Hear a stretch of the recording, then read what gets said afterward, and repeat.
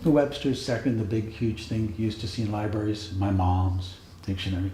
That's my Bible. Similarly, I see that some of your epigrams take the form of like dictionary entries. So for example, on page 5. Tango, envy. It takes two. How did you come to that kind of form? Because I see that coming up, and I think I've seen it in the earlier books of epigrams. Envy is an emotion that is like masturbation. It's everywhere, but it's unacknowledged a lot of the time. And so I like to investigate the qualities of envy or its ubiquitousness. And so you can't have envy just from one person. It takes an object. So there, I'm thinking about envy in two people, and then that song popped into my head. Well, it takes two to tango, and that's how I got to that one. One last question. 51. How to tell she's your moral superior? She'll let you know it. What's the story behind that one? A friend of mine was telling me that there are two kinds of people in the world, and I said to him, "Oh, what is that?" And he said, "People who are generous and people who aren't." And I realized he was including himself in the category of the generous, and that I wouldn't have come to that conclusion so quickly. So that was kind of bombulating around my wicked brain. And then I just tweaked it, and changed gender, just, for the heck of it. And then went to moral superior because that's kind of what I felt was being said. Yeah.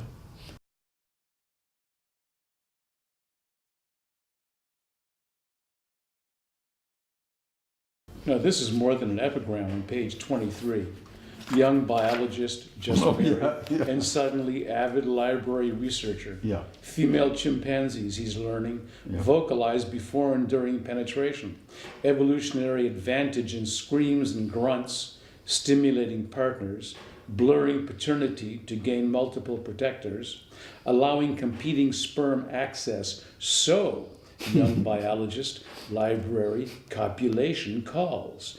At home the night before, finally achieving orgasm by penetration, his bride had cried out, "I'm coming! Everybody, I'm coming!"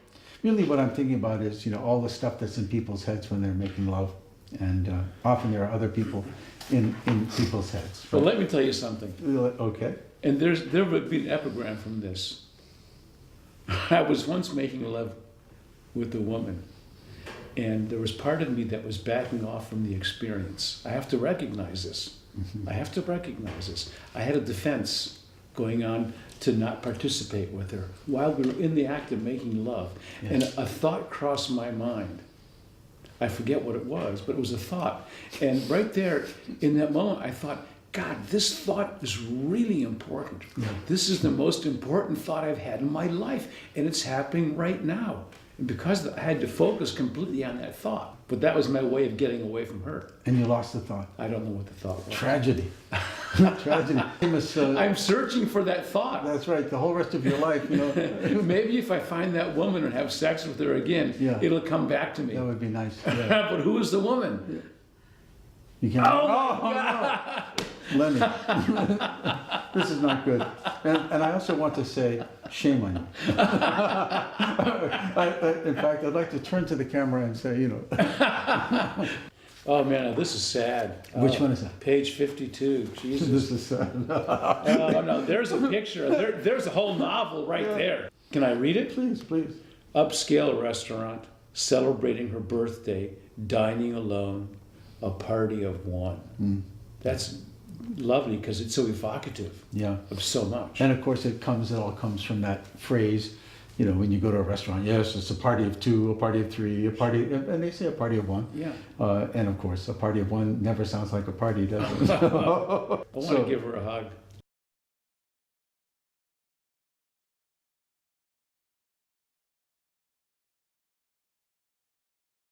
I'm a scientist. I thought you were a mathematician. Well, yes. Mathematics is part of science. Oh, I see. And I didn't get that far in school. So in science, for example, in physics, we know that all matter consists of atoms. Yeah. So, and as a scientist, you would like to go to and find the smallest building blocks of the universe. So you have atoms, and then you ask, what does atom consist of? Mhm. And it turns out that there is nucleus and then there are electrons spinning around. So for me, I approach literature subconsciously, I guess, in a similar way. So I'm wondering, what is the indivisible particle of literature, of writing? And for me, an epigram is such an atom, Right. like in physics. And a good epigram for me is something which you cannot further divide. You cannot break it into smaller pieces. So is It's that true. something that... I would like to say no, after all of that buildup. But, well, actually, there are these people called language poets. This guy, Aram Soroyan, wrote a one-word poem,